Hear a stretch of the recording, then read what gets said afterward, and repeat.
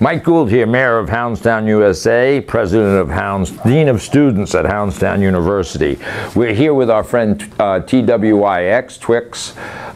She's a lovely little girl. We're finishing up her 12-day boot camp actually today.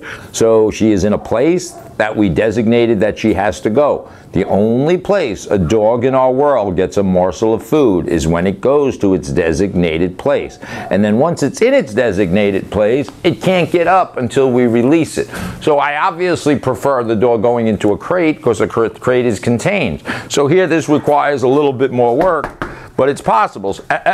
So this is what I mean. Go place. She made a little mistake. And that's the difference. You got to teach first, enforce later. I didn't yell, I didn't scream, she made a mistake. Let me repeat the same behavior and see if there's a difference. I'm watching her without staring at her. I saw her, she's looking at me, and that's the other part. I'm not giving her my energy. She has to adapt to us, so I can't always be staring and talking to her. So this time was a little better than the last time. I see her thinking about coming down. So this is conflicting to a dog. Doors are conflicting. Dogs are used to running outdoors. So they're commanded more by the door. They have to be commanded by us. And this is not, I don't care if she, and I'm watching her by the way, although I'm looking at the camera. I see almost everything she's doing.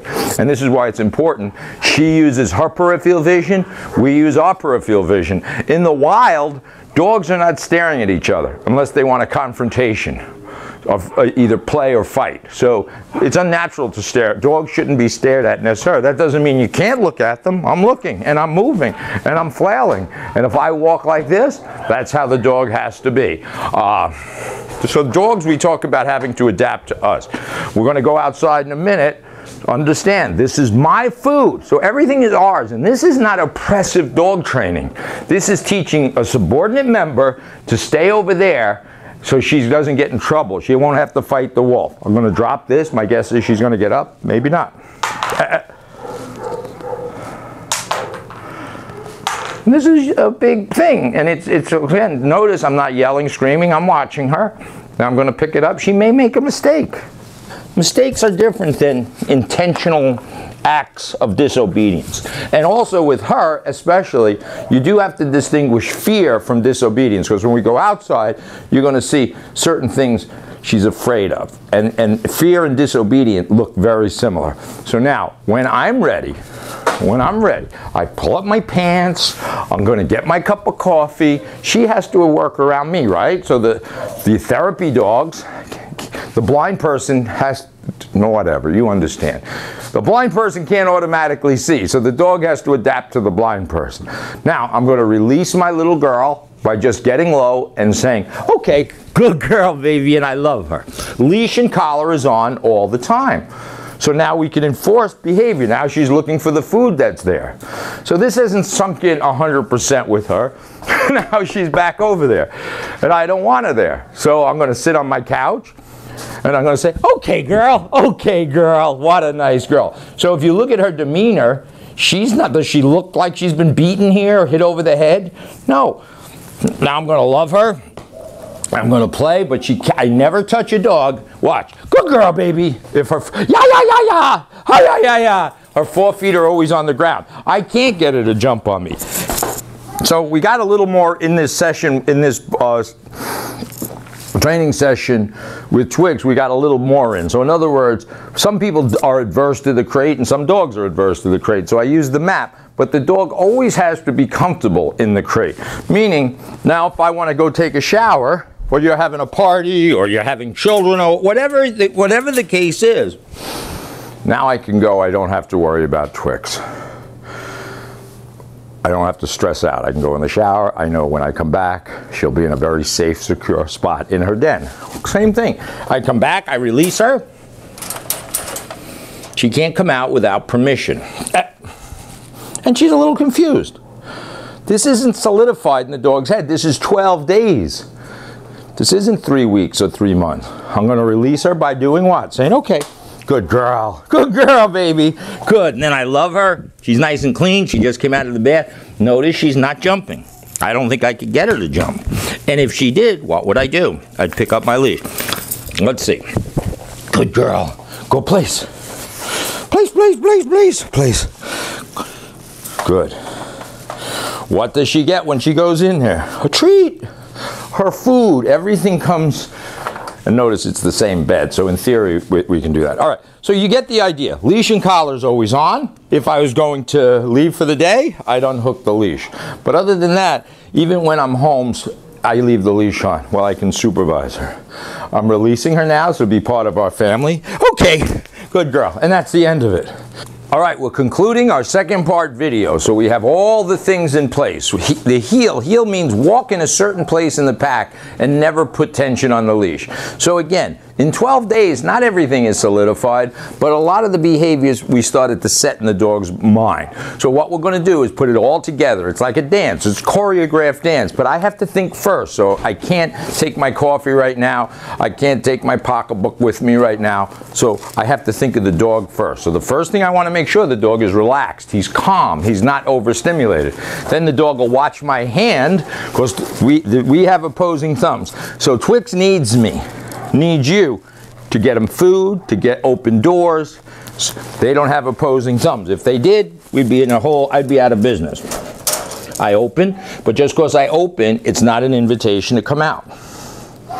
The invitation to come out is the release command. Okay, good doggy, good doggy. So now by virtue of the leash being on, it doesn't represent excitement, right? So a lot of times people go get the food, go get the leash, and the dog gets out of balance. So the leash is on, it's part of his body. It's like my shoes.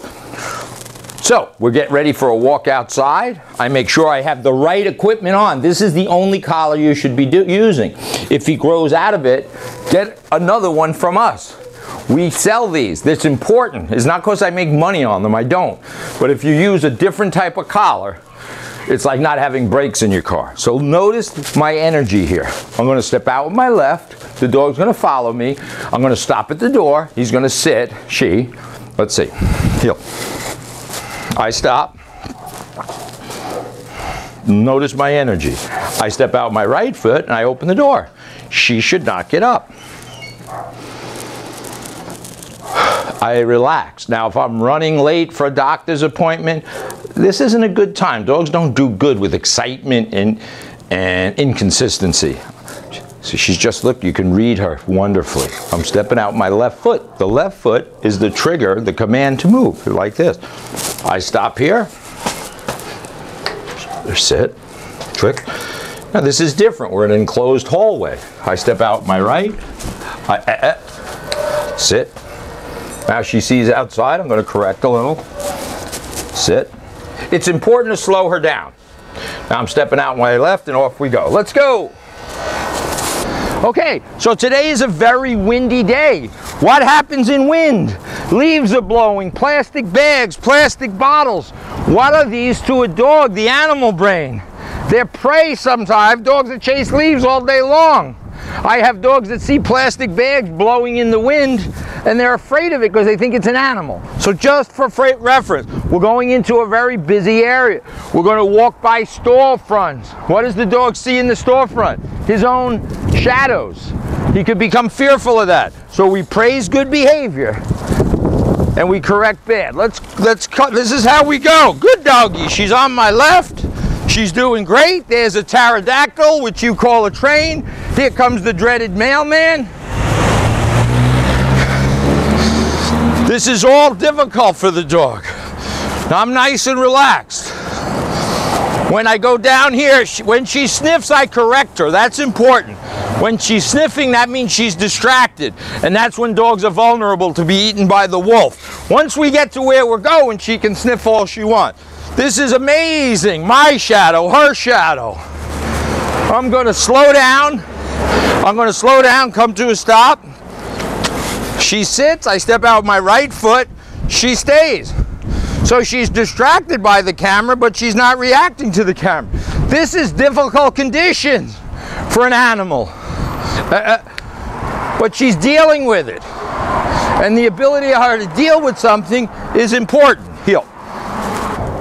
Okay.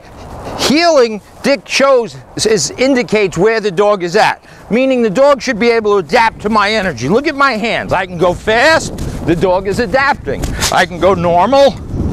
The dog is adapting. I can go slow. No energy. So that's how we know when a dog is really understands its place in the pack. If it's pulling or behind or sniffing, it's not. He can look, his tail's up. Her tail is up. I'm going to allow her to go potty. So I go to the destination with the dog on my left. She's got to sit one last time, then I give her free time. Okay, good girl. Now, she can sniff, she can pee, she can poop. What she can't do is move my body.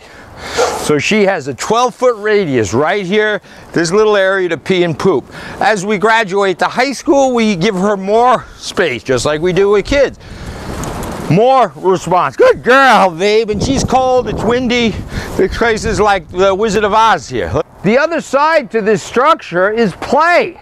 This is critical. So this isn't an oppressed, robotic kind of situation. Now I'm at the dog park. There's a ball. What is a ball? It's a prey item. It's just a rabbit, and she loves to chase rabbits. She's a predator. So we have a predator, and we have a play item. Watch this predator go. And the leash and collar is on. Good girl, good girl. So now, in 20 minutes, I can meet her entire need. She can pee, she can poop, she can play. She's got her dead rabbit in her mouth. She saw another one. She'll accumulate them. Good girl, babe. So the point of the matter is, leash and collar's on. This may be difficult. And if you bring her to a public dog park, that might not be the best thing for her. Right now, until she's maybe in high school. I'm gonna see. Good girl. Leave it. Good. I pick up the toys. Good girl, babe. Good. And if I further this, I teach you to retrieve. But Twixie, and I'm going to stand out here for 20 minutes, and then that's it. She's good to go for the day. Maybe I'll do it again later. Good girl, Twix. And that's the end. Thanks.